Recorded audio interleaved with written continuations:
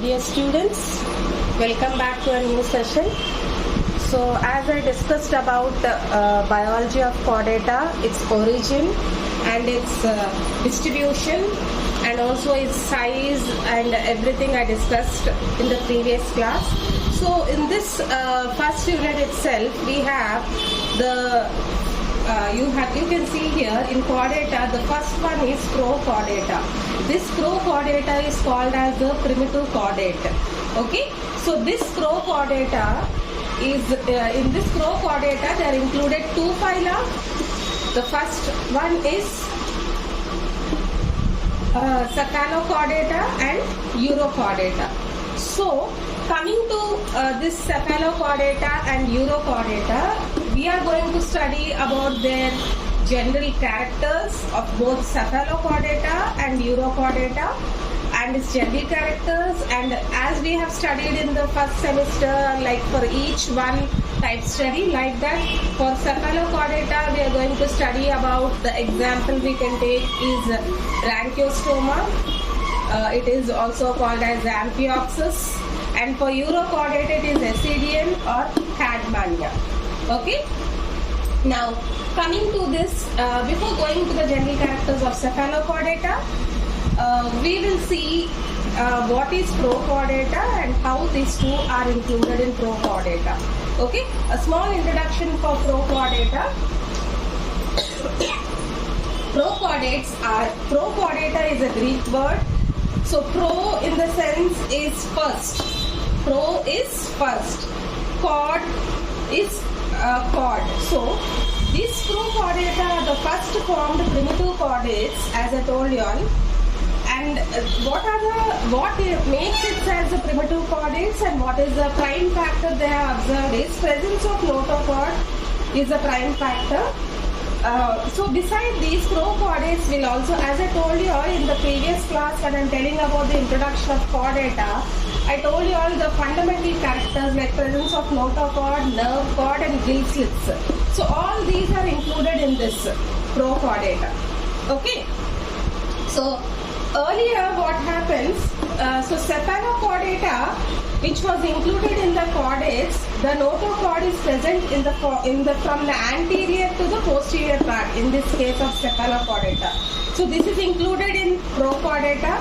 So however, if you see in urochordata, notochord is seen in the tail region, that too only in the larval stage. Okay, so common point among these two is the presence of notochord, whether it is seen in the larval stage or whether it is seen throughout its life from the anterior part to posterior part of its body. So that is the reason it is included in prochordata. These two, cephalochordata and urochordata, included in prochordata. So earlier hemichordata was included, but now it is separated. Separated because hemichordata is an invertebrate. So chordata is presence of the prime factor is presence of the notochord, okay, or nerve cord or gill slits. Now coming to this both cephalochordata and urochordata, first we are going to see what are its general characters of cephalochordata. So this cephalochordata, which was included in prochordata, these are marine animals and living in only shallow waters. So how they live? They make burrows in the sand and live in it with the anterior part buried in the body. That means the anterior part of the body is buried in the soil. It is also found in plankton floating water. Okay. Now body is small for them. In case of cephalochordata, body is small, fish-like. That means it looks as if it is like a fish, but it's not a fish. Okay, fish-like, and its size measures up to 5 to 8 centimeters in length. So body is divided into trunk and tail regions. Here dorsal fin is present in case of cephalochordata, which extends from the tail fin. Okay.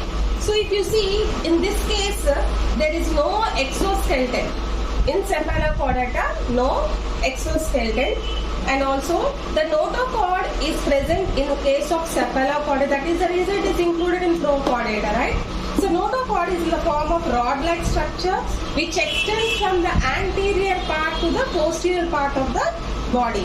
Okay, so here in case of cephalochordata, pharynx is large and it is having a number of gill slits in the pharyngeal region. And here solenocytes are the excretory organs for them. Buccal canal and wheel organ are present. The dorsal nerve cord is present throughout the life for them.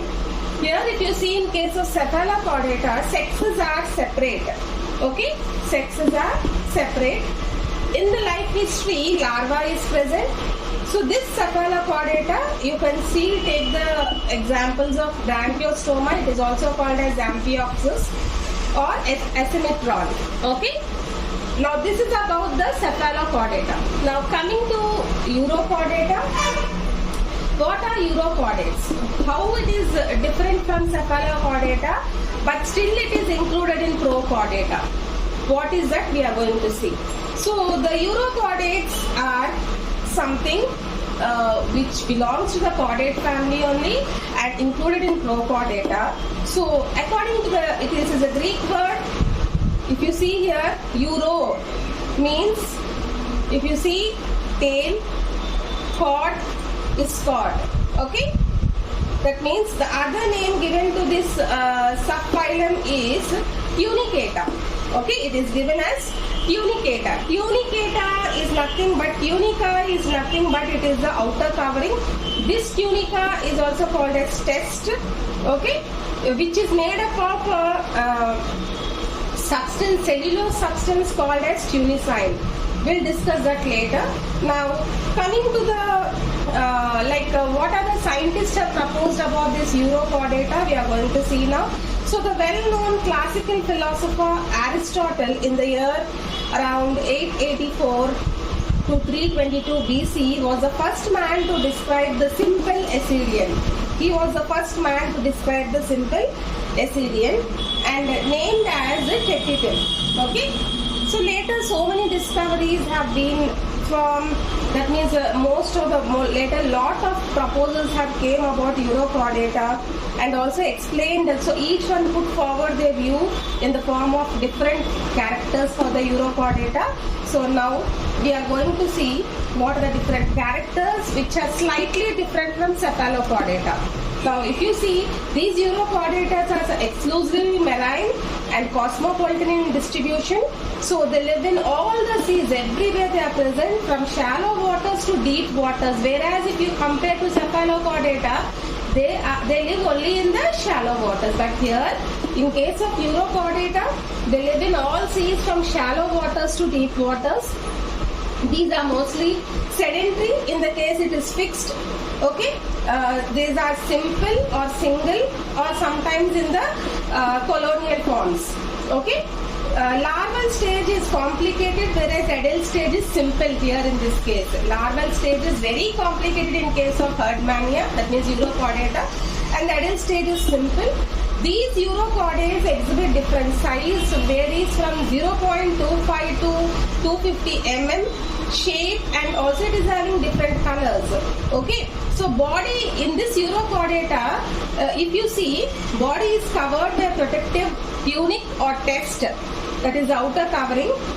Okay, that is the reason it is also named as tunicata. Urochordata is also named as tunicata. When comparing to cephalochordata, there is no exoskeleton, no outer covering. So that makes a slight difference from cephalochordata to urochordata. Okay, and this presence of tunic or test in the outer covering makes the urochordata something very special and unique. Okay, sometimes in the examination they may ask a question, write about tunicata. That means you should write about urochordata, or write about tunic organisms or test which is having outer covering as a test. That means you should write about urochordata. Okay, now here if you see, notochord is present only in the tail region. Since the name urochordata, euro is the tail region, as I told you, the Greek word. Here in case of urochordata, notochord is present in the tail region. Okay. of the larval stage only and absent as it grow into adult. Okay, but here if you compare with cephalochordata, notochord is present throughout its life from anterior part of the body to the posterior part of the body.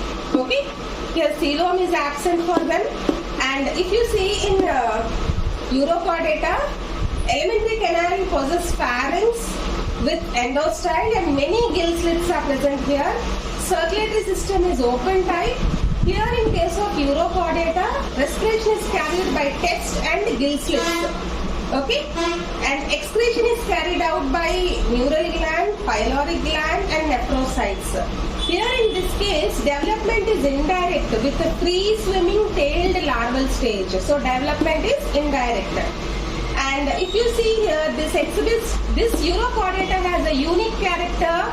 Not only presence of test or tunic on the outer covering of the body, it also exhibits retrogressive metamorphosis.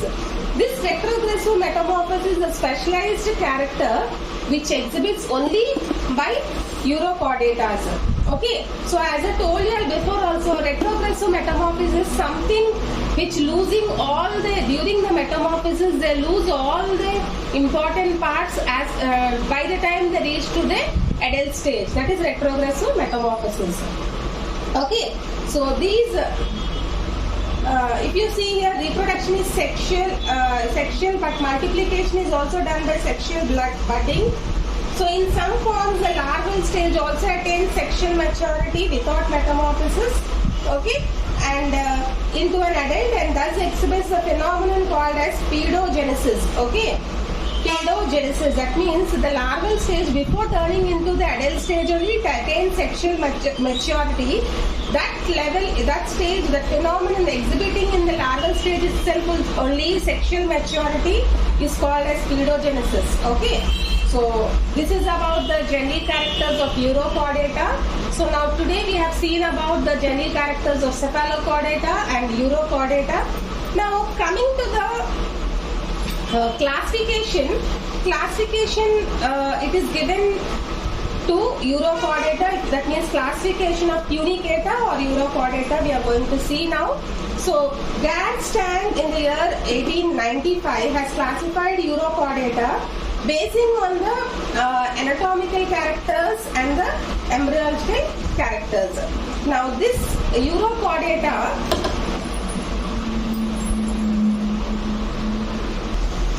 so this is further classified into 3 classes. If you see here, basing on the anatomical characters and embryological characters. So first class is Acidiaceae. So this Acidiaceae are what I told you already in classification, depending upon the different variations in their characters, they are classified further, I told you. So in class Acidiaceae, if you see, these are free living forms. Sometimes these Acidiaceae organisms are simple or colonial forms. Notochord is present in the tail region of the larva. Since we are reading about Urochordata, naturally notochord will be present in the tail region, and also your body is covered with the test or tunic, which is a protective covering. Reproduction is by budding. Okay, and it also exhibits retrogressive metamorphosis. Example, you can take Acidia as a dolial, Acidian, Hardmania. Okay. Now, this class Acidia is divided into 2 orders, that is Enterogonia and Pleurogonia. So this is simple, like both in this Enterogonia also test is present as an outer covering, and also single gonad is present. Here in Enterogonia, asexual reproduction by budding and neural gland is present, and in this another order, that is Pleurogona. So Pleurogona, body is undivided. Gonads are 2 in numbers in case of Acidia, and if you see, the tail larva is present which does not have ocellus. Okay. Now coming to the next class, Caliaceae. Caliaceae are free swimming forms. Sometimes they are in solitary or in colonial forms. Notochord and tail are absent in the adult stage. I told you all, only in the larval stage the notochord, the tail region will be present. Circular muscles are present. Life history exhibits retrogressive metamorphosis, alteration of generations. Okay, asexual reproduction by budding, and the embryonic development may be direct or indirect sometimes. Okay, example we can take here is Doliolum. We can take here in this case. The next class is Larvaceae. Larvaceae is also called as Cyclomyeria. Body will be like a barrel shape. Body will be like a barrel shape. Tail larva, that means in the tail, in the larval form, tail is present. That is why it is included in Urochordata. And also, if you see muscle bands form a complete circular rings for them. Here also you can take the example of Doliolum. Okay. Now, coming to the last class, Larvaceae. These Larvaceae are free swimming. Okay, notochord and permanent tail are present in adult. How, even though it belongs to the this phyla Urochordata, but here in adult stage also it is present tail and notochord. If you see ciliary mode of feeding is exhibited, intestine is coiled in this case, and also neoteny is exhibited. That is, larval stage is permanent and matured gonads are developed. Okay, larval stage is permanent. That means I told you earlier, at the larval stage it attains sexual maturity. Okay, so these examples for Larvaceae you can take as Appendicularia or Petrillaria. Okay, so this is the classification of Urochordata and Cephalochordata. For this Cephalochordata, the characters are only given as again as a subphylum classification. Okay, so this is about Prochordata. Like tomorrow we'll start the type study of Amphioxus, that is Branchiostoma or Amphioxus. What are its different characters, its structures, its functions, its physiological activities, everything we are going to see. Type study tomorrow, Amphioxus. Thank you. Please go through this video and make a note of it.